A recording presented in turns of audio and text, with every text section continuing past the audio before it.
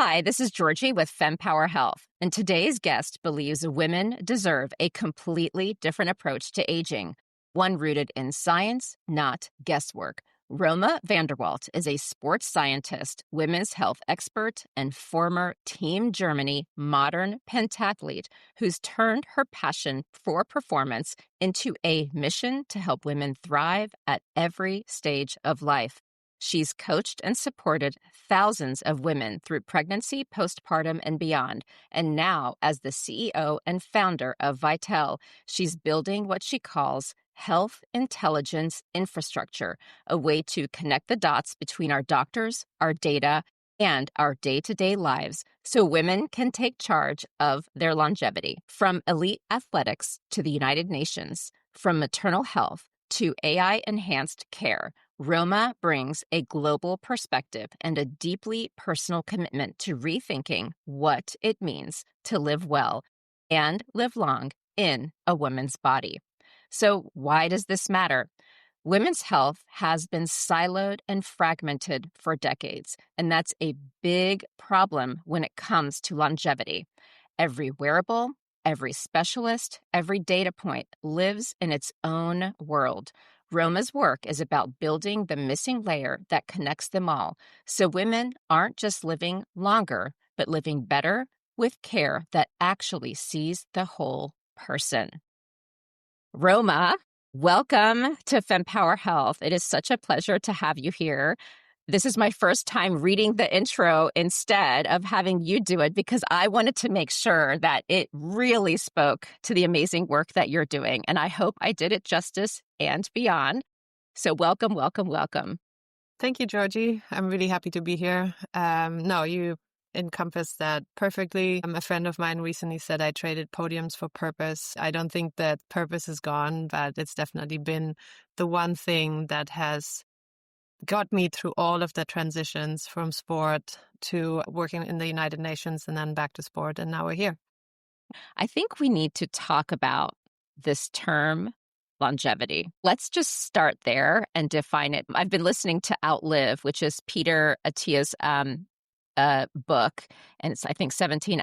And I resisted listening to it actually because I feel like longevity has become such a fad term. And then I decided, and I really have enjoyed listening to the book, which is also why I'm so intrigued to have this conversation. But because it is becoming such a fad, like I think we need to really set the stage for how does someone like you define it and what might we be getting wrong in society about this term? Yeah. I mean, I think longevity was really born out of the desire that a lot of male figures and influential figures had that was more rooted in lifespan. I think the reality for a lot of men is that there are more decades than for a woman during which they can still tap into more power. And then, there is andropause and there is a decline for men as well. But I think what we started seeing during the pandemic was really this focus on biohacking. It was focused on lifespan. It was like, how long can we live? Do we want to live to 100? Do we want to live to 120? And for women or female physiology, the conversation was very much around perimenopause and menopause, which was rooted in negative symptom experiences. And so while the men took off and tapped into their potential, we stayed behind and we said, oh, this is going to be horrible. And it was getting younger and younger. So women in their 30s are going to have horrible symptoms. Women already have more chronic conditions. And then wait for your 40s. It's going to be awful. Basically, at 40, you fall off a cliff. At 50, it's all over. And then the conversation in the female space started becoming very divided. It was like perimenopause and menopause. And you either treat it with prescriptions or you don't treat it. And then that makes you kind of hippie. And for me, when we started talking about female longevity in 2023, it was moving us away from becoming this negative symptom tracking machine and actually looking at the big audacious goals that we all have for our health, for our beauty, for how we live our social life, and saying we deserve the same thing as they deserve. But maybe we don't call it biohacking because that feels aggressive. We don't want lifespan. We want health span. Every single woman I talk to does not want to live to 100 or 120. She wants to live really well for as long as she can. And then she basically, that determines how long she wants to live.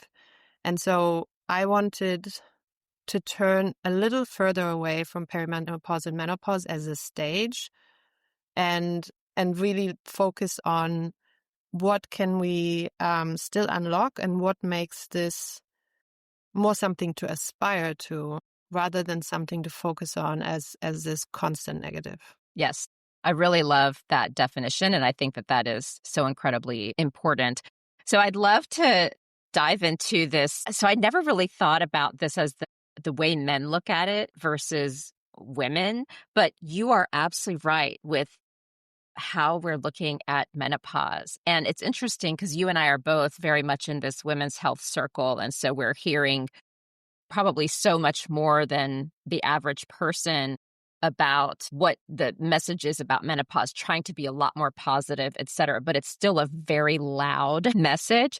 How have you seen the dialogue with menopause shifting since you've really been focused in this space and COVID up until now? Because I will tell you, even 3 years ago when I interviewed people on menopause, most people didn't even know what it was. And now there's so many books that I don't know if anyone could ever read all of them. There's that many.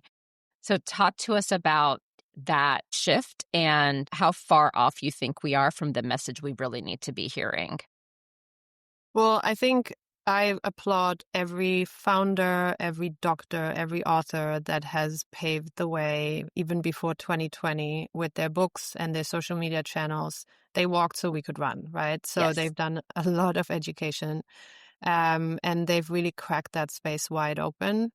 I think it has contributed to the fact that we actually know what peri is versus what menopause is. We now know that there's postmenopause, and menopause is really that moment when you are without a period for 12 months. We've finally given some of the awful symptoms a lot more airtime, so we could talk about them and also share experiences on how we're dealing with them. I think what we're not taking into account more broadly is prevention. And prevention is a topic that, again, in Europe is much, or even, 30 years ago, because it was rooted in the healthcare system. So because the healthcare system was free, or predominantly free, you went to every checkup. So you went to the dentist twice a year, you went to your OBGYN once to twice a year, you went to your primary care physician once a quarter. And that was something that was just on your calendar. It wasn't a thing that you had to consider, what's my copay? Oh, I have to wait for symptoms to see that person. And then depending on the size of city that you lived in or the size of town, that person actually knew you over years. And so they knew you really well. And so they could kind of read you like a book. And for me as an athlete, I had it even better. So I had that primary care physician. I had a coach that wrote all my training plans, but also knew what I looked like and how I felt when I walked into a training session. I had an orthopedic surgeon on standby, physical therapy, massage, lymphatic drainage, nutrition, and psych. So, and these people actually orchestrated their care really well, which meant that I never had to think about whether I might be trending unwell. And if I really had something that happened, they would act in an instant. And I can give you an example. I walked out of swim class or swim training, and I was 6 weeks out from a European championship, and I tripped on the last step, and I tore my tendon. I could hear it snap. And it was like, my first thought was, my coach is going to be so mad. And then my second thought was, okay, who's around? Like, what can I do? And within less than 5 minutes, my foot was in an ice bucket. So I had minimal swelling. Within half an hour, I was at the orthopedic surgeon and had an x-ray. I think within an hour, I was at my physical therapist and they started lymphatic drainage so that the little tiny bit of swelling that was there was gone. And then they've, put me in a boot. And then my coach adjusted my training for the week, which meant I did aqua jogging and I did anything from the waist up, essentially, that I could do. In less than a week, I was jogging on turf barefoot. And 6 weeks later, I ran and got a 6th place at the European Championships. That's what prevention is. That's what it means to have a care team that is this beautiful orchestra and that really hums together. And this was a smaller town and these people knew each other very well. But this is what we can now unlock with machine learning and AI.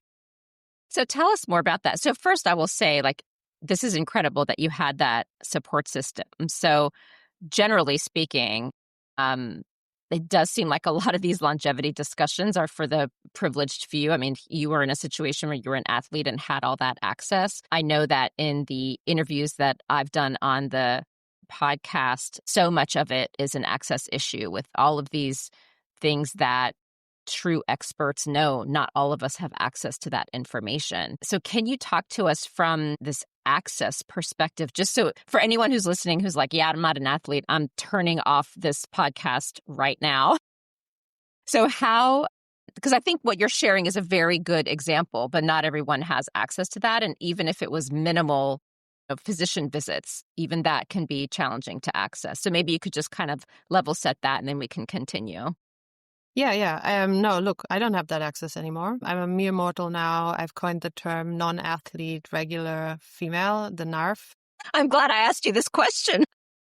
I have the pieces of the puzzle in my own life. And depending on the city I've lived in the last 15 years, I've had the pieces were very good. Right now, they're not great, to be honest. And they're very few, like they are never going to touch. Maybe through the technology we're building, but it's going to take time. It is absolutely a question of access. I do think that despite that, women in particular are doing their best to having the different pieces.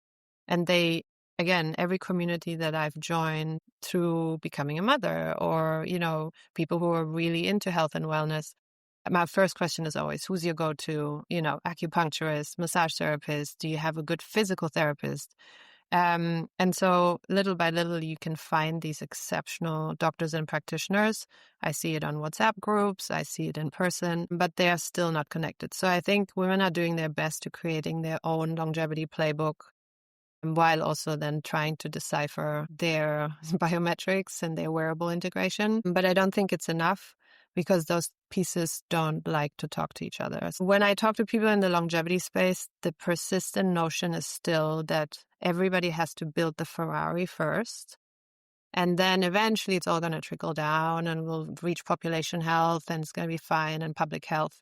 And I think, can we meet somewhere in the middle? Can we build the Volkswagen? Can we build I don't know, the Ford, so that people can have access to it. And there is no lack of companies and funding to build a middle ground or a tiered system where people can access prevention. And if we want to call it female longevity and make it sound sexy, that's great. But yeah, I do not believe that the access thing is true. Right now, it feels more that it might be trending a little predatory, right? Like we want people to spend more money and everybody's focused on acquisition. So the competition and the heat is on. And then the other part is also it's quite exclusive, right? Like it's a better headline to say that someone is spending $2 million a year on optimizing himself.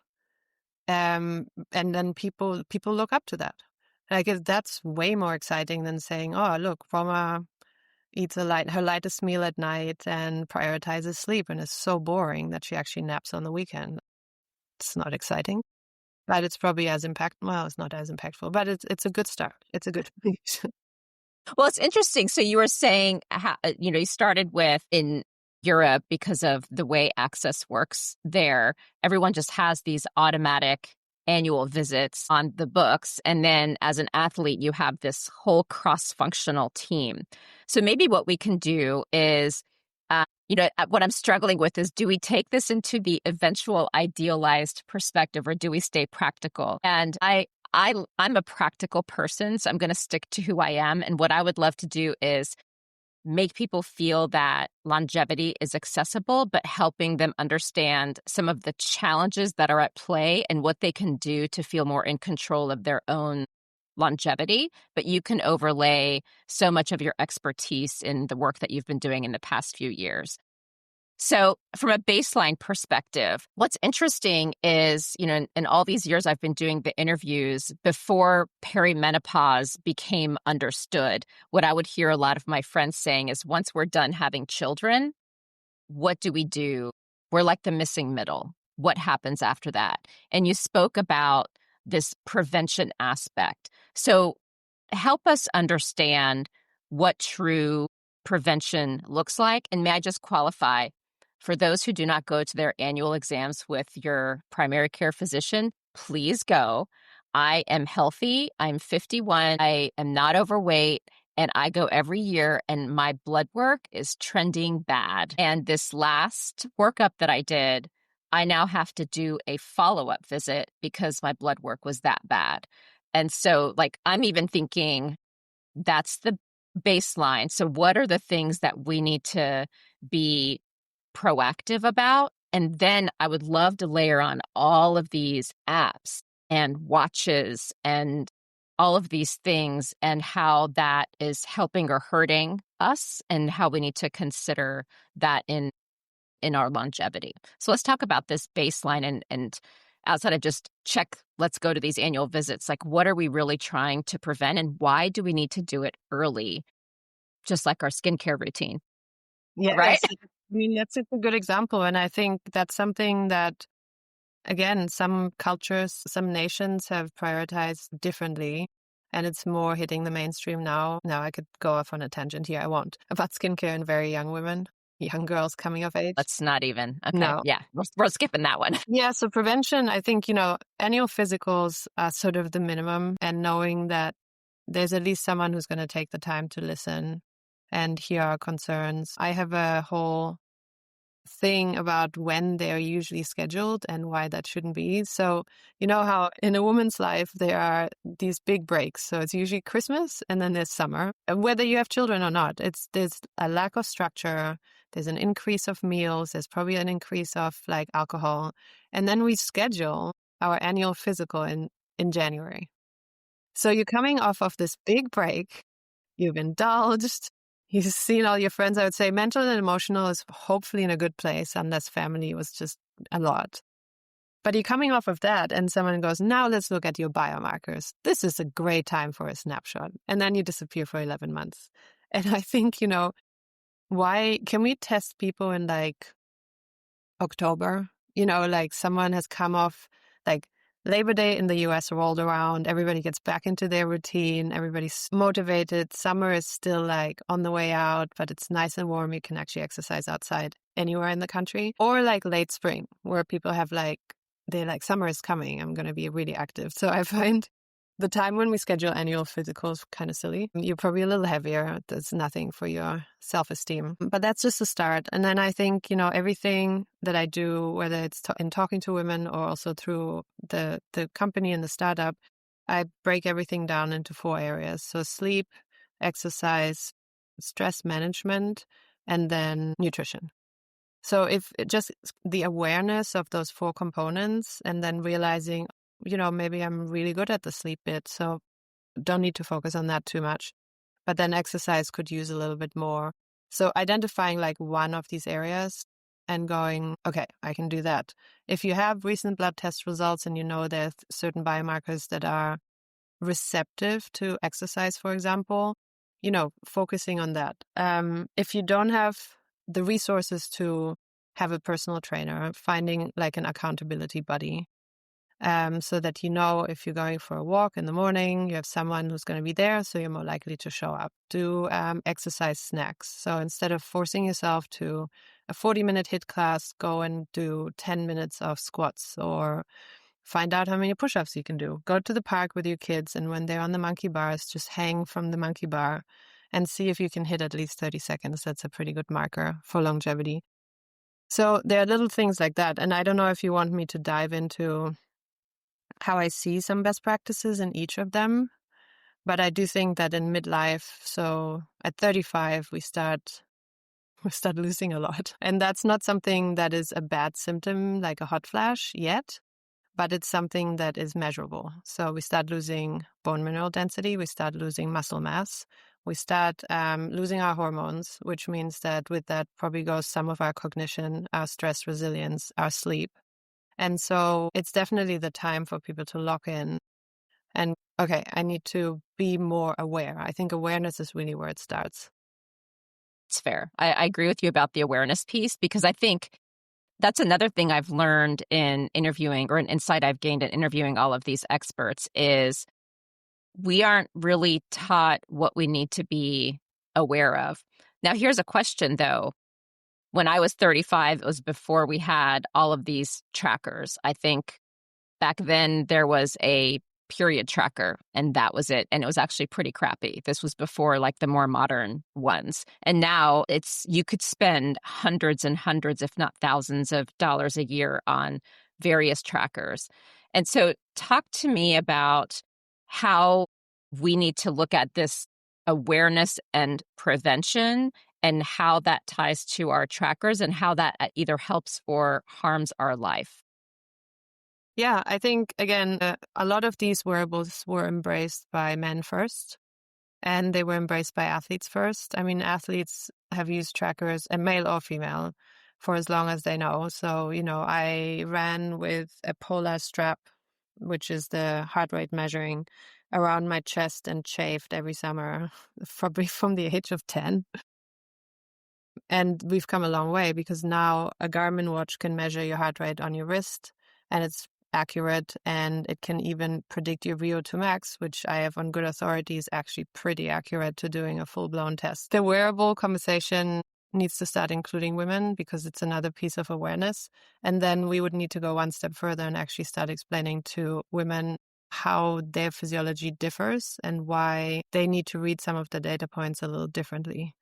And so then if you combine the awareness of which area they need the most support in with the actual data that they're seeing, and you can put that in context, I think that's something that women are already doing individually. I've seen it done at all levels, like people who just check their wearable once a day to people who have a full Excel spreadsheet of wearable data plus biomarker data from their last blood test result, plus color coding, plus like mental and emotional. But yeah, for me, everything when it comes to prevention and longevity is around context. That's and not fair. losing different pieces of it. No, that's fair. You were mentioning that with a lot of these wearables and trackers, it's not necessarily, what I gathered from what you were saying, is not necessarily specified and accurate for women. Did I hear that right? And if so, can you Yeah. tell me more about that? Because I think that's a huge, huge thing that we need to look at. It's accurate. It's just in its analysis, it's different. So first of all, most wearables have their own proprietary scores. People who use an Oura would be aware that there's your score, your sleep score, for example, and we don't know exactly what factors into it, nor do we know exactly when some of these data points are actually pulled to then influence that score. I have a really good sleep score generally across any wearable. And I also know that I will never get 100 because of one area, for example, and that's that I fall asleep very fast. And then there's some women who are overly fatigued at the end of the day and have no latency. And so there's a lack of personalization right there. The other piece that I recently wrote about was HRV. After I saw somebody on LinkedIn talking about how his HRV is super high, like over 100. It was 103, which is super impressive. But it's a very delicate data point that reacts to a lot of changes in physiology. And so for women, the perceived notion of stress can have a negative impact. And then you could argue that maybe the lack in estrogen in midlife and progesterone and testosterone will make you more susceptible to being less stress resilient, which then makes you more anxious, which then makes you perceive stress before it's even happened. For a lot of women, I would say take your HRV with a grain of salt, look at trends over a longer period of time. There's different metrics that I think can be analyzed in a different way. And then there are shortcomings of wearables in what they actually measure really well, which is often like one or two things. So each wearable has like one area where they hit it out of the ballpark and then areas where they're not as great. So in a way, you almost need multiple to create that whole picture. I would rather that there was a technology that just goes, oh, hey, Roma just did a workout in the gym. For that, if she wore her sports watch, that was really useful. And now we're getting really accurate data. And then she went to bed and she wore a ring. So we're going to use that, which then makes the technology a little more agnostic. So is this what you're referring to as the health intelligence infrastructure? Yes, that's a big piece. Tell me more about that and where what is the world that we should be getting to and tell us more about this health intelligence infrastructure. Yeah, I think we have point solutions on the one end, right? We have telehealth, which has seen this exorbitant growth through the pandemic, which was necessary and life-saving. And it still fulfills like a really important piece. But now that's sort of, you have that in the health system, but you also have it in digital health. We now have prescriptions that are direct to consumer that are coming basically after like a questionnaire or a survey, which is really quick. And again, it's a point solution. Then we have diagnostics. And diagnostics are probably the biggest field where I personally feel like, and what now? We have access to so many biomarkers and epigenetic testing and the microbiomes. And there's an end of a journey where all the mental load of analysis, but then also next steps lands on the patient or the person. Some of these solutions now have tied in telehealth, which is better. But now we have 1-point solution plus a 2nd-point solution. And then the next step still rests on the end user, who then has to decide, this resolved my issue or it didn't resolve my issue. Should I buy another test? Should I seek out another telehealth solution, or should I go to my primary care physician? So it's a lot. And the mental load is real. And it means, I think, especially for women, life is already full with all of those decisions that they have to make and all the project management of their life.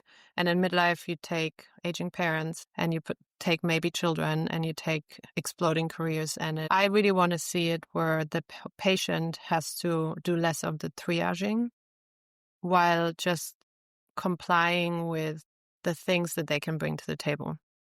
And then if we look into this like big future, we have, the sector of people who never want to die. And then we have a sector of people talking about AI avatars. So those avatars could be like patients. They could be the identical, what are they called? Well, there's avatars for work that I heard of where people go, oh, you could show up in multiple meetings at the same time. Yeah. And so basically my thinking is there one brain? Who's like, is this going to cause me to like crash like an overloaded operating system? Or is this really going to be a true outsourcing where it's an identical twin, right? In medical, we now have twins. So health twins or medical twins that are being built to basically mimic what is happening in your body. And then I think care pathways and solutions that can be tailored to that. I think before we jump like all the way to a twin, which I'm assuming is also not going to be necessarily accessible, I would really want us to have that layer. So in an ideal world, we never have a separation between how the person applies themselves in the home through like good self-care as much as they can. And some people can't because they don't know where to begin. But then we also have the incredible medical field that's also burnt out and is supposed to now be a full like performance scientist and understand biometrics and novel biomarkers and microbiomes. And for them, their life to be made easier. And so that's what we've built. It's essentially closing the gap between the two sectors and making life easier for both of them. You mentioned AI can really help us with this. So tell us more about how this world can get intersected or to work together. Because I think in the beginning, you were discussing how there's a lot more acquisitions and all of these sorts of things that are happening in healthcare. But I'm not necessarily seeing the way our health is cared for optimized. Like, I'll be honest, when I got my blood results, took screenshots of all of them, uploaded them into ChatGPT and was like, can you help me analyze this trend? Because this is freaking me out. And what I did is I went in and gave all the data points of my life that I probably wouldn't have even thought to bring up to my doctor. And I just wanted to like go back and forth with it to figure out how to have that conversation. And then he and I were in the electronic health record, just messaging back and forth on what to do on the next appointment. But I used the AI to help me figure it out. But that was like a lot of time. And I'm not even, by the way, also tracking. Like I have this watch that I only tracked my running when I was training for the marathon, but I don't use it for anything else. And I think everyone uses these. So it's either you have them and you use them for one or two things, but then you still need all these data points. So I see like there's the over tracker, the under tracker, and then these, like it's such a crazy puzzle. Yeah, but I'll give you a really simple example, even before having a tracker. So basically saying if a person doesn't have a tracker yet, we're not faulting them for not having a tracker or not having the resources to get a tracker. But in midlife right now, when people get prescribed hormone replacement therapy, it's the same dosage for everyone to start with.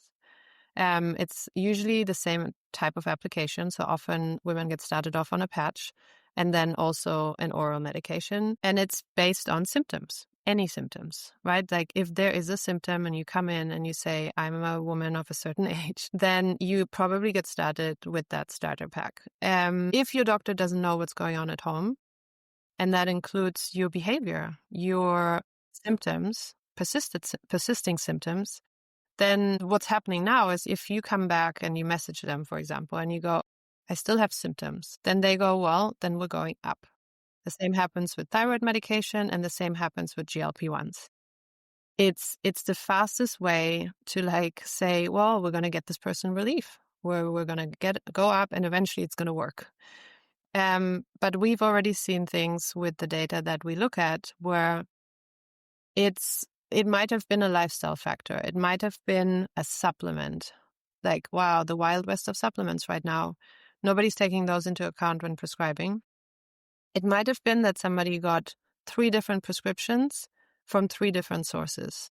And they either on purpose or conveniently forgot to mention this to the person prescribing this rather intense prescription, which is hormone replacement therapy.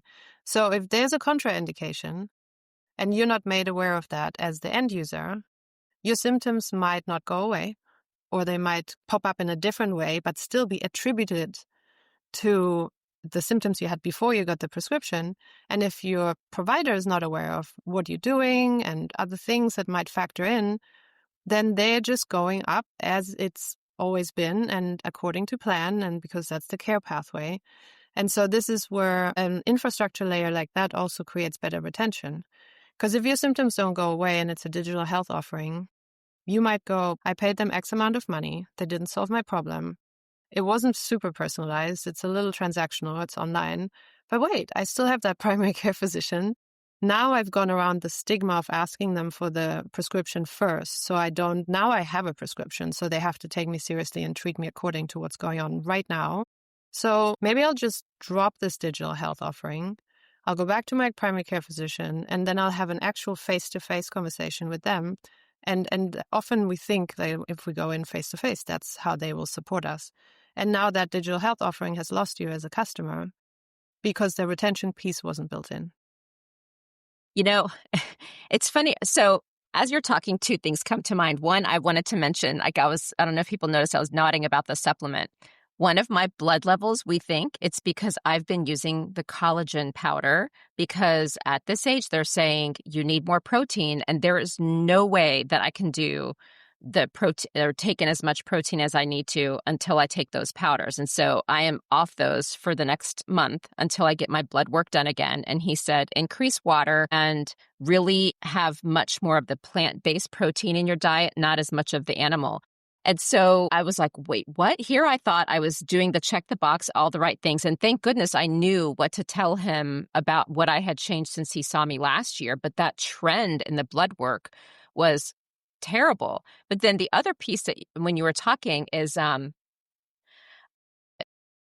with respect to the interconnectedness, I'm thinking of a friend of mine who diligently needs to close the loop. I guess that's on, I don't have an Apple Watch, so I think it's an app for those who don't have an Apple Watch. On Apple Watches, I guess you have a goal and you have to close your circle to it means you've achieved your goal. Is that a correct summary? Okay. And wouldn't it be so cool if we could take all of these data points and rather than, because I think right now we think of it in an overly simplified way of whatever that metric is, right? We don't even know. Like for my friend, it's closing the loop on her steps. For me, it's, I don't know, did I feel good today. And for you, your metric might be something else. But wouldn't it be cool if we had like our own score that took into account like the 4 buckets you were describing in the beginning to then say, here are the things you need to work on. And I don't think we're getting that. We're just getting data on check your sleep, check this, check on that, or bad on this, bad on that. But it's not the whole person data point. No. And I'll tell you, and until you do the like mental gymnastics yourself. So I gave myself, and I'm pretty sure that it was creatine, which I gave myself a side effect that was really, really gnarly. Really? I ended up with really bad neuralgia pain in the head.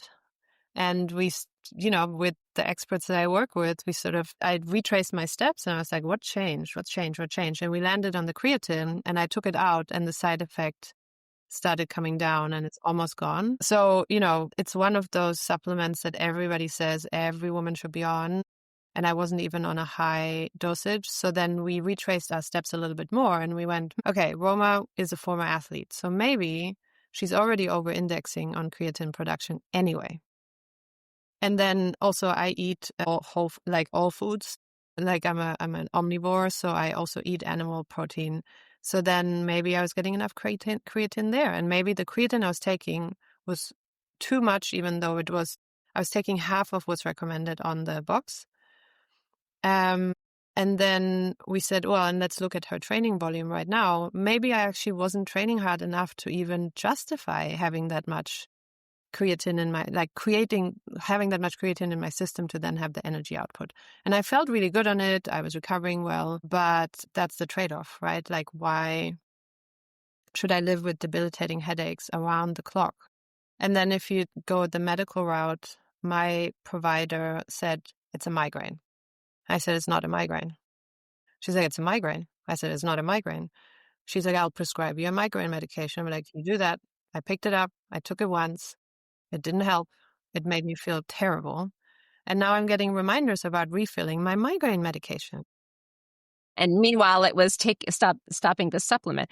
I will tell you, this is no joke. And the thing is, I know that our clinicians even ask us to list out the supplements, but I don't even know if they all would I don't think people know. Yeah, I don't think they would even know what to do with that. So going back to the book Outlive, so I haven't listened to the whole thing. The one thing that I did love is how in the sections that I've listened to so far, Peter Attia breaks it down to like medicine 1.0, 2.0, and 3.0. And I think what we're discussing with the interconnectedness of all the data sets of visiting a doctor plus all the things we wear in our ChatGPTs and whatever. But I do think it important to address the physical aspects of the healthcare system, this 2.0 versus 3.0. Because even if we have all these data sets, right, the actual interaction within our healthcare system is still a challenge because it's not like right now our primary care doctor is kind of the medicine 3.0 in the sense that he or she is the person. Luckily, mine was supposed to retire and he misses his patients. So he keeps telling me every August he's going to make a decision. So he's very tenured. So I'm incredibly lucky because he has decades of experience with patients and training and whatnot. But we're not all going to have that kind of doctor. And, so even that primary care may or may not be able to help us. But then it's like, is it the neurologist? Is it the rheumatologist? Is it the cardiologist? Is it the endocrinologist? Like who would you even see next? Because it's all fragmented. And I've shared even something as simple as mental health. So the OBGYN would prescribe the patch because we know estrogen has an impact on brain health. And my psychiatrist would prescribe the mental health meds. But the estrogen patch was helping my mental health and I had to be the go-between. So that's something simple. That's not even a massive chronic condition. So we kind of almost have 2 segments of what we need to fix in longevity. There's the digital aspects of it and how that aligns to our life, but even the healthcare system in and of itself and navigating who in the heck you even go to get the help that you need, right? Well, when you said I put all my data, historical and current, into ChatGPT, that raises a lot of concerns too, right? So now we're talking about people for themselves, putting, identifiable information that is very, very, very detailed into an LLM that we know hasn't been trained on women. So there's two ways this goes. One is this all lives in an LLM that also knows Me. how you feel sometimes, that knows what you like to shop. If it's on an app, somebody brought this up again recently. Do I think that this crossover into any of the fintech apps on our phone? I really hope not. But it is a bit of a data security issue. And since reading that, I've become a little bit more careful to giving it too complete of a picture. And then the second piece is, if you don't know what the response should be, how do you know it's correct? So I've put in tons of hypothetical scenarios.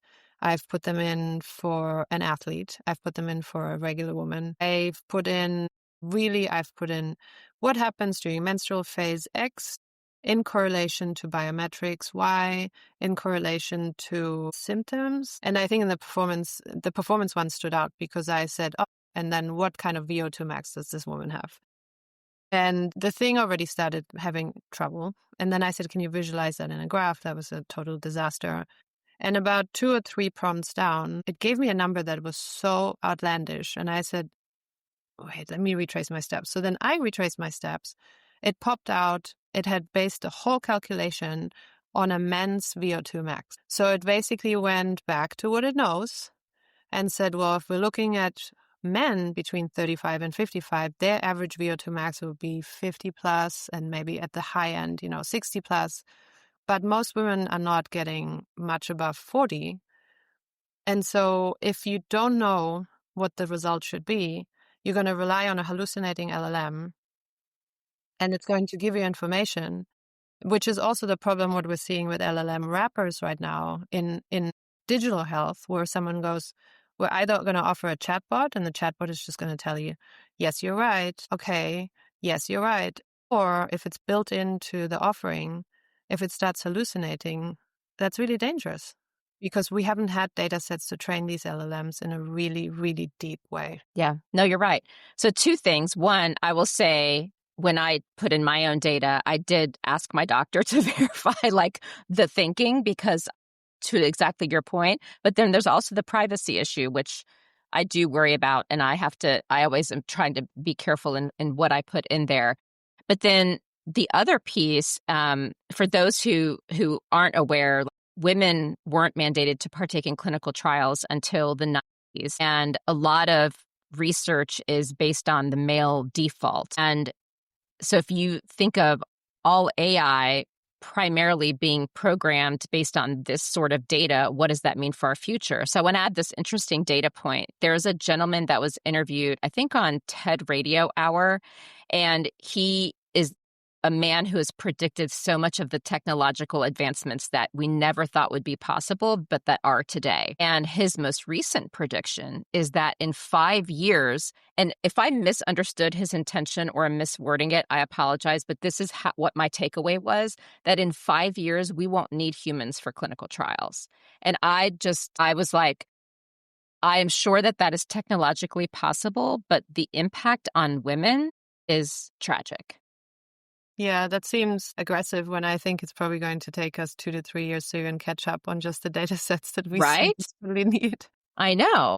Yeah. So I kind of want to, I need to go look up that episode and reach out to him and see if he'll get back to me and just say, can you please explain this? Because this is probably the most terrifying data point I have ever heard about what's going to happen with technology.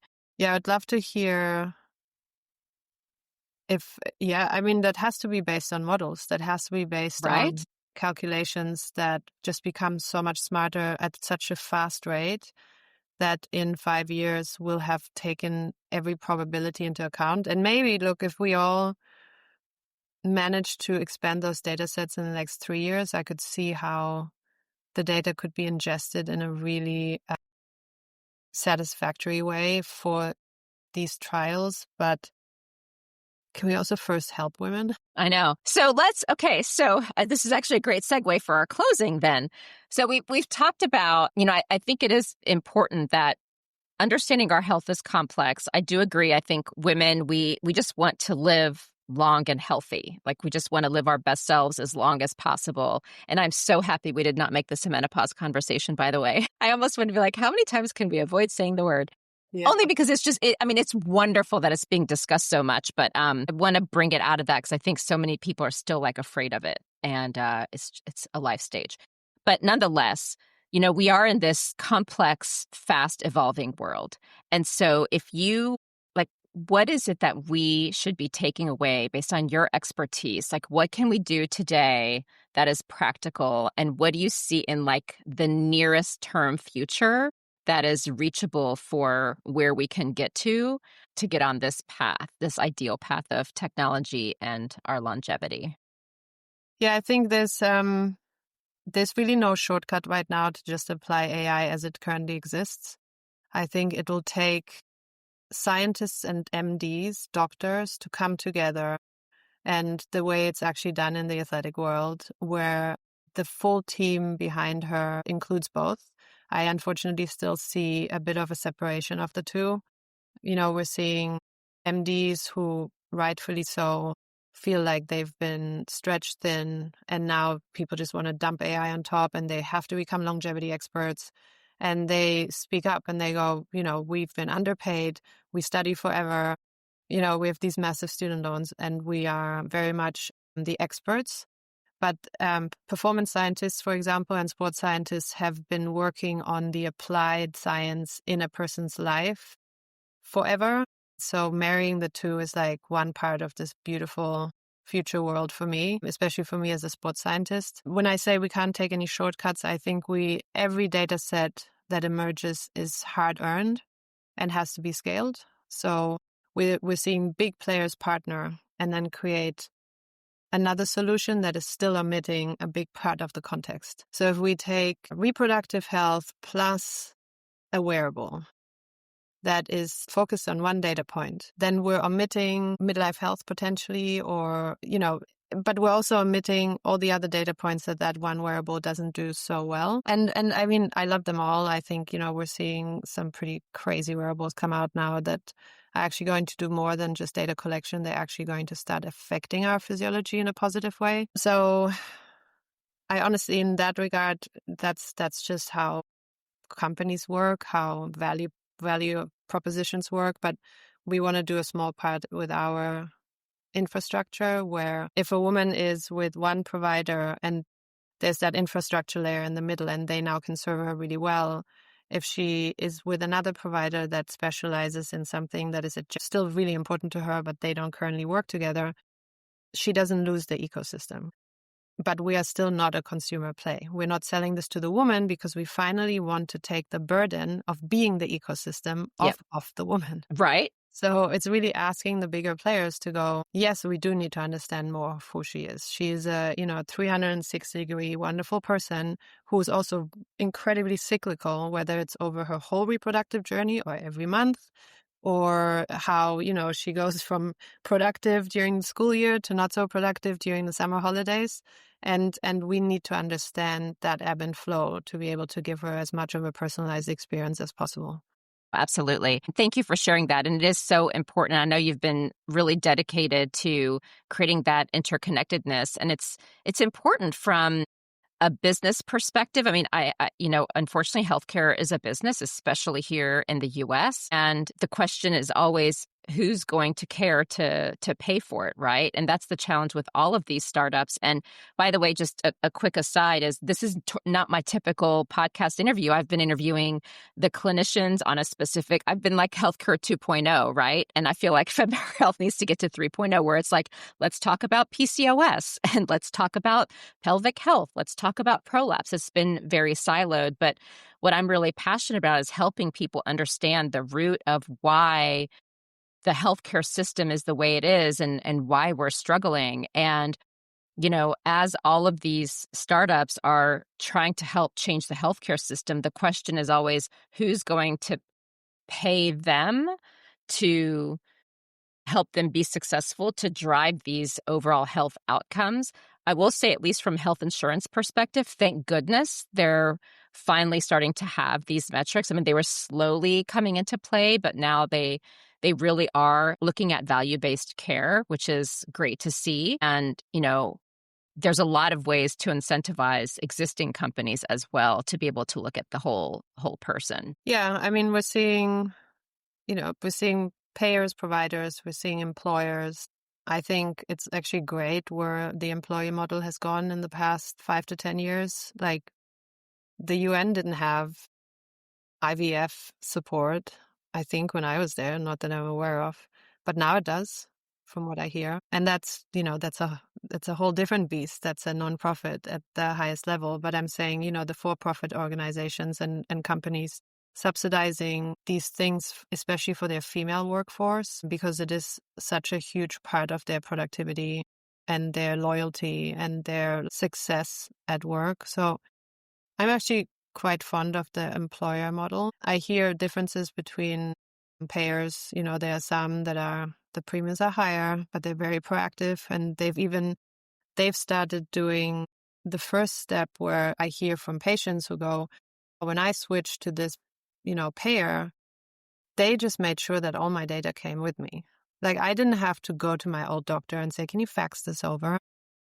And that, wow, what a big burden just taken off you. But also meaning that the new payer has your history, which is so important. They need to know who you were so they can treat you well.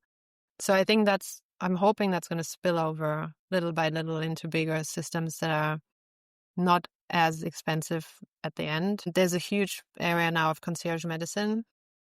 That's the cash pay model. I mean, that one is not accessible for a lot of people. And then I would say the shortcoming there is that a lot of the interconnectedness happens through being able to be reachable. So email, text, the portal. And I'm like, that is now a context nightmare for the physician's office.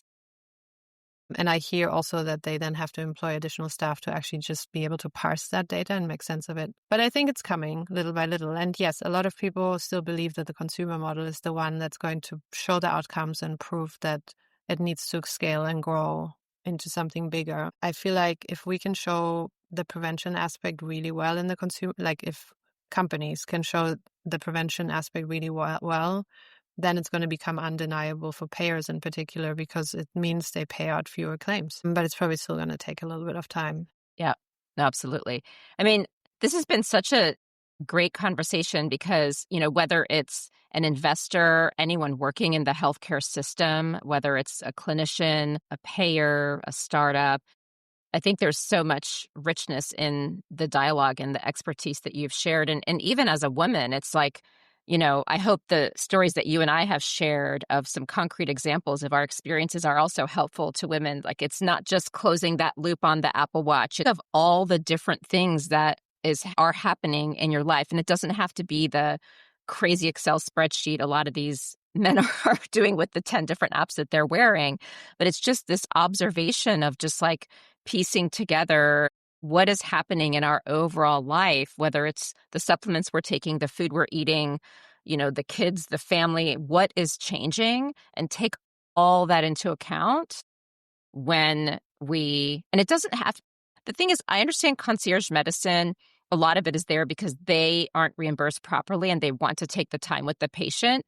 But here's what I believe. I have my short appointments and I just come in really prepared and I use the telehealth to message. It doesn't always have to be an hour appointment, and we shouldn't be intimidated because it's 10 minutes, 15 minutes. If we go in and just take charge and talk about all of this, then I think we can still get better care than we have been. Yeah.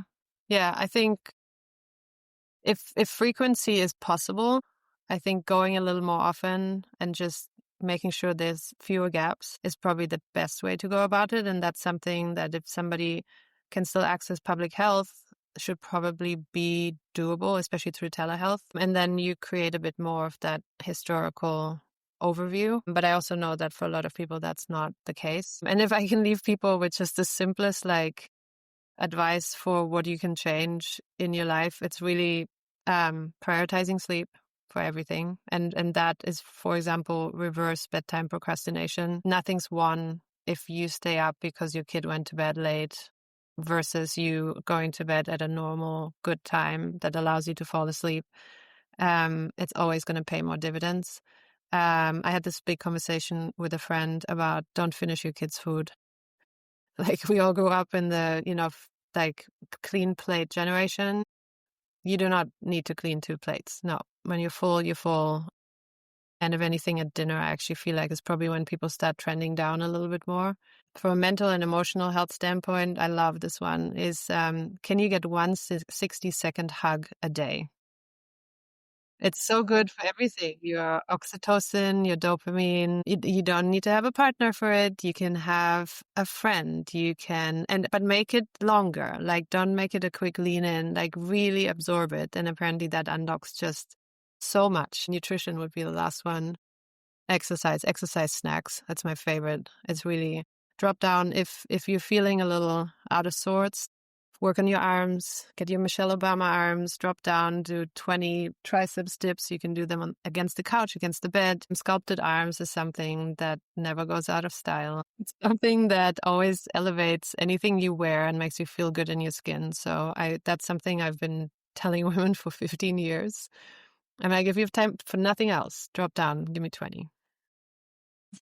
Yeah. What I love all of those tips, and I will echo the sleep is number one. My life is it revolves around a sleep schedule. Like I need to get better at going to bed earlier, but I am rigid where it's like if I go to bed late, I get up later because sleep is the absolute like, wow, I can't believe the impact it has. Yeah. But I love all your tips. They're great. The hug one, oh my gosh, I'm going to have to like make a list of like who all I can, because I'm single and I only have my son 50% of the time. So I have to find my hugs. 50%, even if they don't admit it, pull them in close. It's so special. And honestly, I've made it a thing with my kids where I said that that's really good for them and really healthy. It's something that they like. They're really into it now. 60 seconds feels long initially when you do it. We're just not used to it anymore. Yeah, I know. It's crazy. Yeah. It's crazy. Well, this has been a pleasure. And it's just, you're the perfect person to speak to because of your athletic background and all of your training and your passion. And you're truly like, I know you, we've known each other for a little while now, and you're just genuinely such a wonderful human. And you're truly doing this because you want to do the right thing and you know it's the right thing. And so I really appreciate you making time and sharing all of your wisdom. I love this. I love your questions. And I know we'll have so much to talk about in the coming years. Let's have a really good 2 to 3 year trajectory, even before we eliminate people from clinical trials. We've barely been in them. I know. Barely. My God. All right. Thank you so much, Roma. Thank you.